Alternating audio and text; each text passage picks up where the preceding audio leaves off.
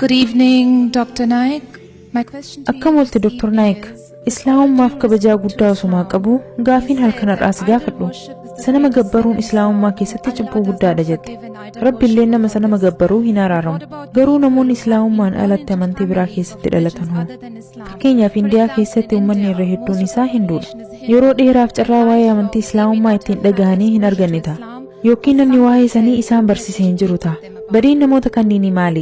Jannata hin seenanii? Rabbi namoonni kunniin jannata akka seenan hin godhu. Guyyaa dhalatanirraa kaasee wanti isaan itti amanan waanuma maatiidhaan barsiifaman yoo taate badiin isaanii maali? Rabbiin namoota kanniiniif rahmata hin godhu. Galatoom. Sister, that's a very good question, a very logical question. Obboleettiin gaafii gaarii fi gaafii loojikii gaafatte. Carraan namoota amantii biroo keessatti dhalatanii hammaatiin isaanii akka sanama gabbaran isaan godhanii maali? Isa kanaaf eenyutu itti gaafatama? Rabbi akkamitti isaan qixaaxa? Kun gaafii gaariidha. Kanaaf nabiin keenya jaalatamaan Nabi Muhammad sallallahu alaihi wasallam daa'imni hundi amantii fixraa irratti dhalataa jira. Daa'imman hundi muslima ta'anii dhalatan. Maatii Yahudaa keessatti dhalatus, maatii Kiristaanaa keessatti dhalatus, maatii Hinduu keessatti dhalatus, yookaan maatii Muslimaa keessatti dhalatus daa'imni sun muslima ta'ee dhalata. Akkuma reefu ibsatti muslim jechuun nama fedhinnaa isaa Rabbii olaaneef kennee jechuudha. Kanaafuu daa'imni hundi wayita dhalatu fedhinnaa isaa kan Rabbiif kenne ta'ee dhalata.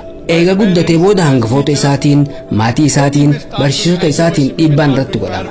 Kana booda tarii sanama gabbaruu jalqabuu danda'a yookaan ammoo ibidda gabbaruu jalqabuu danda'a. Tarii karaa dogongoraarra deemuu danda'a. Kanaaf wayita namni tokko islaamummaa fudhatu jecha riivart yookaan bakka duraatti deebi'ee ijuu fayyadama.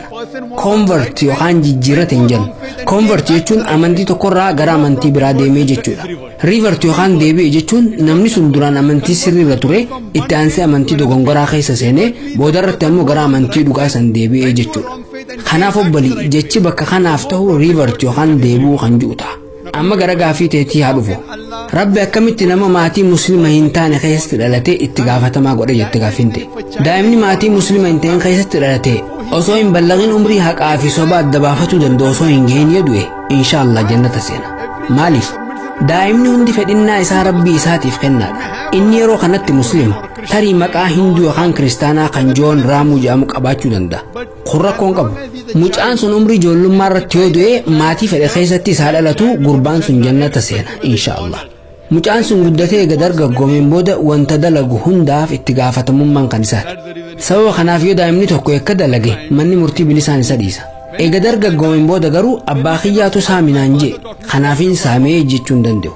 Dardarri waggaa 22 tokko nama saamee to'annaa poolisaa jala oolee abbaa kiyyaatu akkaanatu na barsiise sababa kanaafiin hatee jechuun danda'u. Yoo daa'ima ta'e hoo abbaan murtii dhiifama godhaafi yoo ijoollee ta'ee umrii 5 ta'e tarii dhiisuufii danda'a. Daa'ima waan ta'eef hin bilchaanne. Garuu eega dargaggoomeen booda gurbaan sun abbaa kiyyaatu akkaan saamu na barsiise sababa kanaafiin saamee yoo jee abbaan murtii dubbii isaa kana irraan fuudhu. Namni hundi waan dalagu hundaaf itti gaafatamaadha. Kanaafuu namni tokko eega dargaggoomeen booda dhugaa barbaaduun dirqama isaatti ta'a. Dhaamsa islaamummaa ammoo uummata hunda biraan gahuun dirqama musliimota hundaati. Garuu namni sun dhaamsi isa dhaqqabuus baatu dhugaa barbaaduu dirqama qaba. Gosa lamaan wayitiitu jira. Hanga bara 1950tti qaroomina ammayyaa waliin takkaa wal arganii hin beekan. Gosni tokko Kaapaakuu jedhama, lammaffaan ammoo Awustreeliyaan Aboriijin jedhama. Gosoonni kunniin lamaan qaroomina ammayyaa waliin hanga xumura bara 1950tti wal arganii hin beekan. Qorattoonni haala jireenya isaanii qorachuudhaaf deeman wayita isaan laalan islaamummaa malee waan biraarraan argine. Haa ta'u malee muslim jedhaniif hin yaaman. Isaan rabbii tokkichitti amanu. Rabbi fakkii fi sanama akka hin qabne amanu. Wayita rabbii isaanii gabbaran sujuuda godhan. Maqaa malee wanti isaan itti jiran hundi islaamummaadha. Kanaafuu daa'imni tokko yoo dhiibbaan alaa ittiin godhamin fedhinnaa isaa Rabbiif kennee harma sanirra tura. Namni tokko yoo umrii dargaggummaarra ga'e nuti akka muslimaatti dirqama dhaamsa islaamummaa geessuu qabna.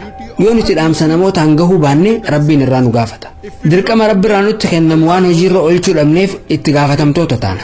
Haa ta'u malee Rabbi Quraana keessatti suuratul Fussilat suuraa 41ffaa ayata 53 irratti sanuriihim aayaatinaa fil aafaaqi wa fi anfusihim hattaa yatabayyana lahum annahu alhaq.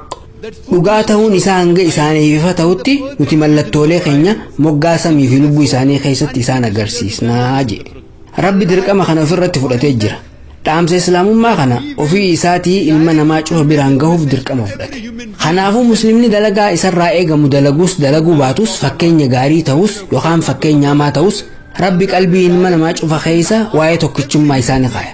namni sun muslima ta'us muslima ta'uu baatus waa'ee dhugaa fi waa'ee tokkichummaa rabbiin qalbii isaa keessa ni kaaya.